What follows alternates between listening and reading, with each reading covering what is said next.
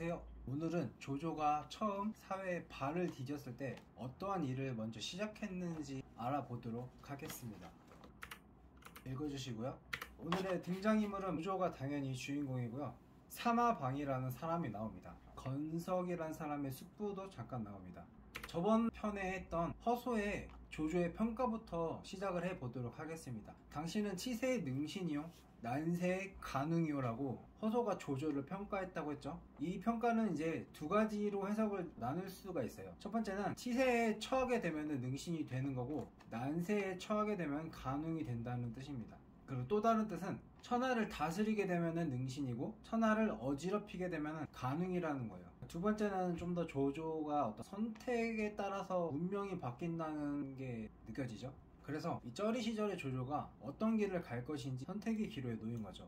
능신의 길이냐 가능의 길이냐, 이런 관점에서 오늘 살펴보도록 하겠습니다.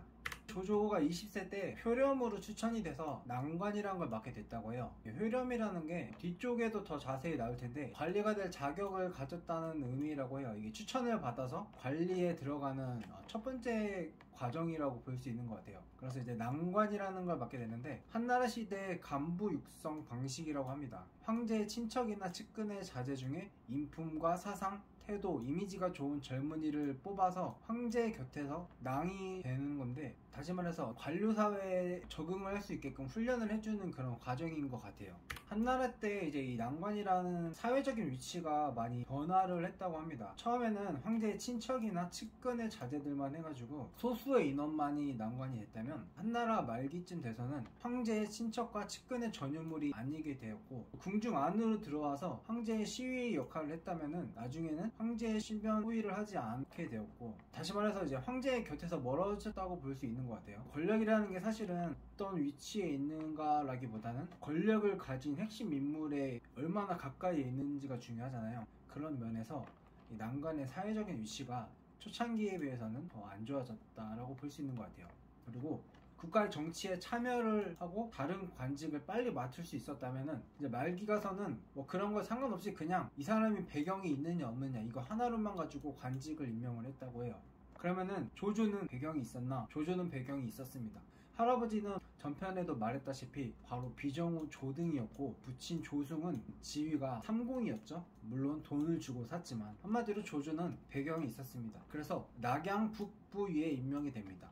이 낙양 북부위를 알아보기 전에, 낙양이라는 곳이 수도잖아요. 동안의 수도, 제국 최대 현이라 4개로 나눴다고 합니다. 낙양 북부, 남부, 동부, 서부. 그래서 낙양 북부의 위를 맡은 거예요. 그러면은 이 위가 뭐냐? 제일 높은 게 혈령, 혈령 밑에 승과 위로 나눠진다고 합니다. 승이 민사를 처리했고 위가 치안을 담당을 했다고 해요. 이거는 한번 읽어보시고요. 어떻게 위라는 말이 나왔는지고, 군사나 형법을 담당하는 무관이었대요. 조정에서는 태위, 중위, 정위, 위가 있고, 군의 위를 담당하는 군위가 있고, 현의 위를 담당하는 현위가 있다고 합니다. 아까 말했다시피 낙양 북부는 현위죠, 현위. 수도권의 경찰서장 정도의 위치였다고 볼 수 있다고 나와 있더라고요. 우리나라로 치면은 서울 북부 경찰서장 그런 정도의 위치인 것 같아요, 낙양 북부위가. 근데 이 조조가 낙양 북부위를 맡게 된 게 누군가의 추천을 받아서 맡은 거라고 해요. 사마방이라는 인물인데, 사마씨 많이 들어봤잖아요. 맞습니다. 사마이의 부친이 사마방이라고 해요. 이 사람이 상서우승이라는 위치였는데 명목상은 비서실장이고 실제로는 재상부였다고 해요.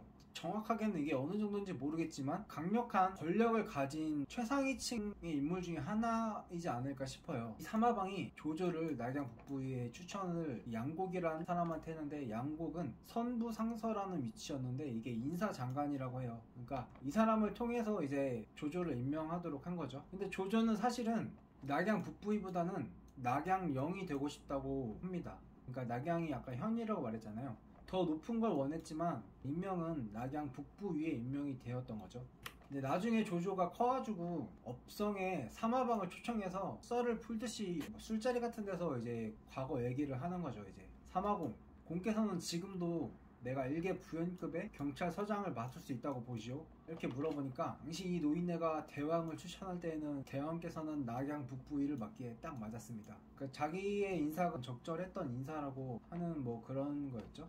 조조가 뭐 앙금을 품었다거나 아니면은 뒤끝이 있었다거나 그런 건 아니었던 것 같아요. 조조의 리액션은 그냥 크게 웃었다고 합니다. 조조의 웃음에는 뭐 여러 가지 의미가 있겠지만 이 웃음에는 큰 의미는 없었던 것 같아요. 이 낙양 북부이라는 위치가 어떻게 보면 되게 권력을 가진 것 같은데 개꿀자리는커녕 개 고생하는 자리였다고 합니다. 일단은 권한이 크지 않았다고 해요.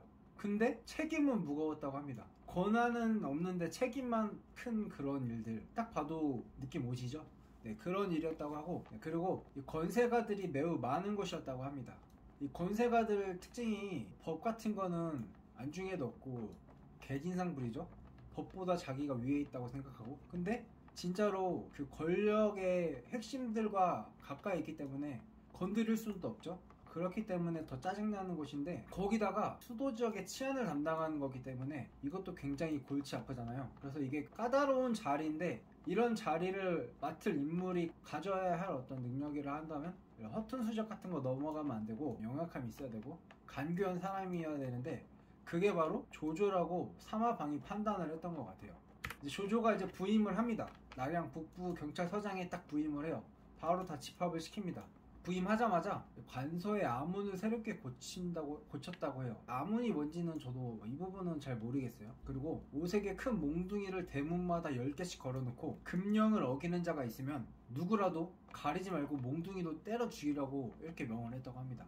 그 전까진 개판이었는데 지금부터는 뭐 질서를 바로 잡겠다 이거죠. 근데 이제 이 몽둥이 찜질을 맞고 말 그대로 죽는 사람이 몇 달 후에 나왔다고 합니다.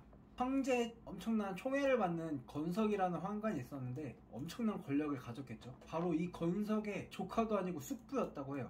이 숙부가 이제 조조가 정한 룰을 어긴 거죠. 낙양 북부에서 통행하지 말라는데 통행을 해버린 겁니다. 그래가지고 조조는 법대로 가자 해가지고 때려 죽입니다. 이 숙부를 때려 죽이니까 이 숙부는 사실은 그 전까지는 그 누구도 자기를 건드릴 수 없었던 거였겠죠. 근데 조조를 만났고 조조의 몽둥이 찜질에 죽게 됩니다. 그리고 그 결과로는 낙양 북쪽에서는 밤에 발걸음이 아예 끊겼다고 해요. 그래서 치안이 좋아지게 됐고, 치안이 좋아지니까 이제 조조의 유명세가 떨쳐지게 됐다고 합니다. 과연 조조는 권력을 가진 사람의 친인척을 예외 없이 죽였을 때 어떤 영향을 끼칠지 알았을까요? 몰랐을까요? 알았다면 왜 그랬을까요?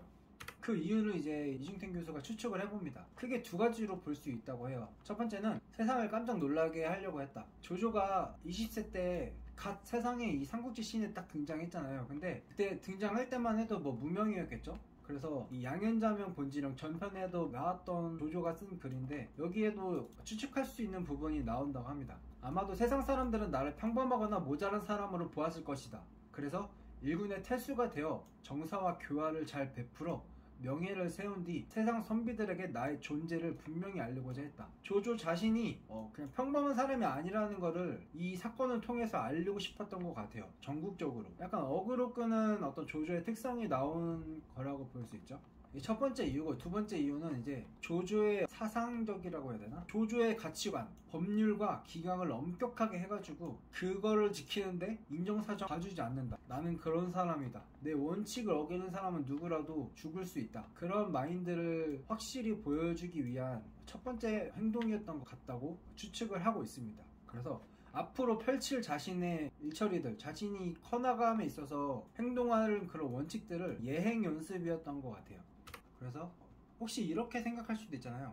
조조가 사회 물정을 모르는 거예요. 그래서 세상 물정 어떻게 돌아가는지 모르고 자기 분수도 모르고 그저 그냥 열심히 일만 했는데 결과가 그렇게 돼버렸다. 그렇게 생각할 수도 있잖아요. 그렇다면은 만약에 죽은 사람이 건석의 숙부가 아니라 그냥 다른 사람이었다면 조조는 똑같이 죽였을까 과연?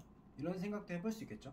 이제 여기에 대해서 이중택 교수는 이제 그렇다고 대답을 합니다. 이제 조조가 커가면서 수많은 사람들을 죽이면서 그 망설임이 없었던 데는 이 사건이 시작이었다고 해요. 그러니까 이 사건이 의미가 있다는 겁니다. 조조의 선, 그러니까 권력에 대항하는 그런 이 언더독 시절의 강력한 상대를 두고 맞서 싸우는 모습, 그게 조조의 선인데, 그런 모습이 나옴과 동시에 조조의 그러니까 자신이 해야 된다고 생각하면은 사람 죽이는 데는 망설임이 없는 거죠. 그 조조의 선과 악을 동시에 보여주었다라고 평가를 하고 있습니다. 그러니까 바로 조조가 데스노트를 죽고 나서 처음으로 이름을 적은 게 바로 그 사람이었던 거예요. 건석의 숙부. 오늘 컨텐츠 요약해보면은 사마이의 아버지 사마방의 추천을 받아서 조조는 낙양 북부위에 임명이 됐는데, 자신의 일을 하다가 자기가 정한 룰을 어긴 권력가 건석의 숙부를 때려 죽이게 됐다.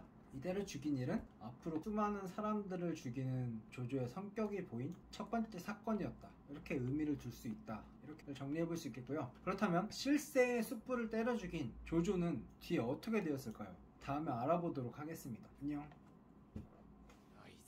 よいぞよいぞよいぞよいぞ